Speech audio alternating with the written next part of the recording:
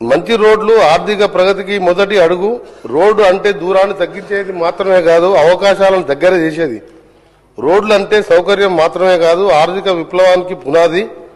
Road అనేది కేవలం మార్గం కాదు, అది ప్రజల జీవన మార్పు.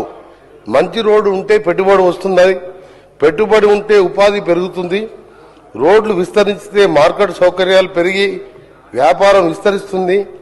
మంచి రోడ్డు ఉన్న చోట పరిశ్రమలు వస్తాయి, పట్టణాల మీద ఒత్తిడి తగ్గుతుంది.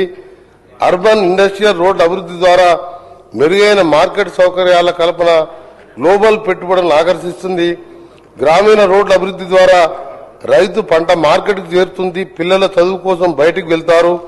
పేషెంట్ సమయానికి ఆసుపత్రికి చేరుకుంటాడు. యువతకు ఉద్యోగ స్వయం ఉపాధి అవకాశాలు లభిస్తాయి. తద్వారా సమ్మోలిత గ్రామీణ ఆర్థిక వ్యవస్థ పెరుగుతుంది. ఇవన్నీ దృష్టిలో పెట్టుకుని ముఖ్యమంత్రి రేవంత్ రెడ్డి గారి నాయకత్వంలో మా ప్రజాప్రభుత్వం అనుగా రోడ్ల అభివృద్ధికి శ్రీకారం చుట్టింది. ప్రజాపాలన ప్రగతి ప్రణాళిక 99 రోజుల్లో అరైవ్ అలైవ్ అని సేఫ్ గా ఇంటికి వచ్చే విధంగా ఆ కార్యక్రమం కూడా చేర్చడం జరిగింది. పోలీస్ శాఖ డీజీపీ ఆర్ఎన్బి గారు ప్రత్యేకంగా జిల్లా వారీగా అవేర్నెస్ క్యాంపులు పెడుతున్నాం. రోడ్డు అభివృద్ధి అనేది కేవలం ప్రభుత్వ విధానం మాత్రమే కాదు, ప్రాణాలను కాపాడే బాధ్యత కూడా మా ప్రభుత్వం మీద ఉంది. ఆర్ఎన్బి శాఖ పరిధిలో మొత్తంగా 34,062 కిలోమీటర్ల రోడ్ నెట్వర్క్ ఉంది.